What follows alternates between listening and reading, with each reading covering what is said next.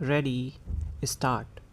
Honorable members would recall that I had stated in my budget speech that the credit institutions will have the freedom to pass on the burden of interest tax to the borrowers by adjusting suitably the rate of interest. It has brought to my notice that in many cases where term loans have already been sanctioned, the credit institutions may be able to vary the rate of interest because loan agreements do not contain a provision permitting such variation.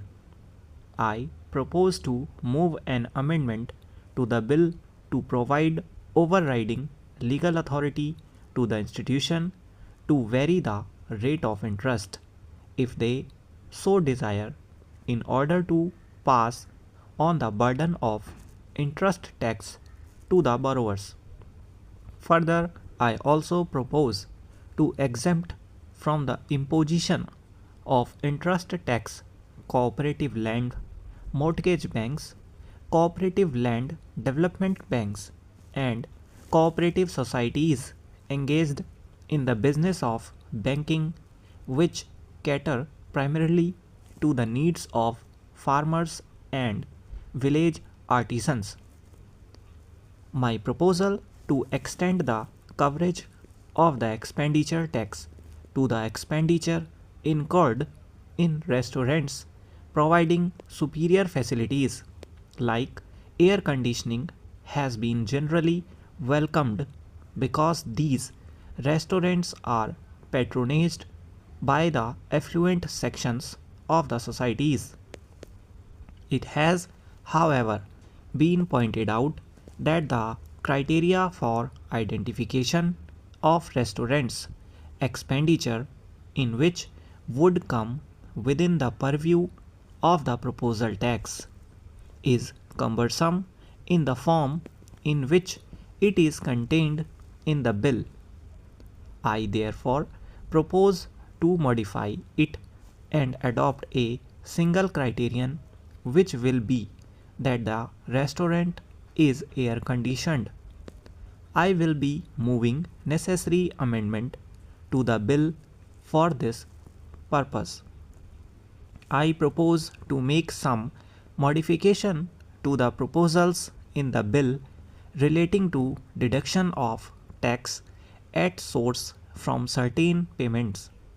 The requirement to deduct tax from interest on bank deposits will apply only to interest on term deposits other than recurring deposits. Further, cooperative land mortgage banks, cooperative land development banks, primary agricultural credit societies, and primary credit societies will be taken out of the purview of these requirements. We would thus exclude from the ambit of tax deduction at source most of the depositors from rural areas. Further, I am sure that these modifications will ensure that the small taxpayers are not put to any harassment as a result of the proposed requirements of deduction of tax at source from bank interest and withdrawals from the national saving schemes.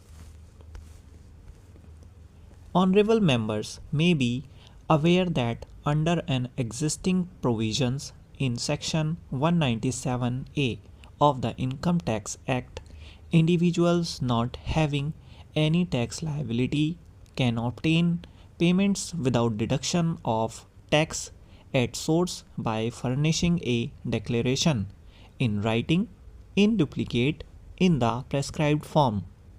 I am directing the Income Tax Department to give wide publicity to this provision and make the requisite form available at the bank counters.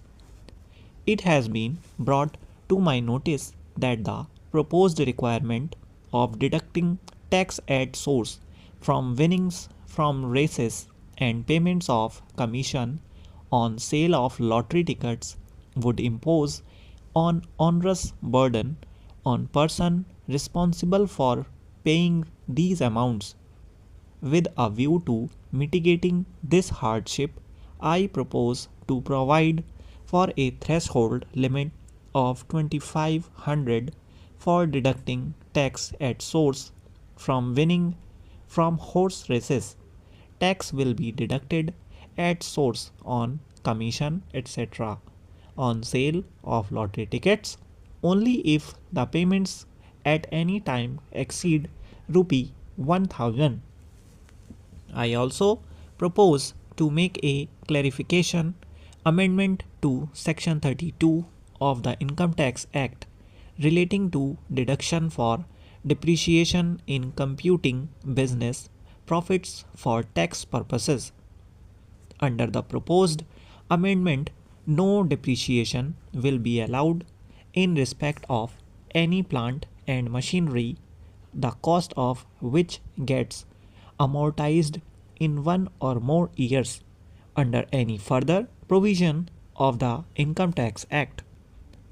The bill contains a proposal to amend Section 273A of the Income Tax Act and Section 18B of the Wealth Tax Act to provide one more opportunity for disclosing unaccounted income and wealth. Honorable members would agree that this facility should not be open-ended. I therefore propose to provide that it will be available only up to 31st March 2002. The bill contains a proposal under which the discretion of the Income Tax Authority to entertain application for registration of charitable or religious trust and institutions will be restricted to 3 years from the creation of trust or establishment of the institution.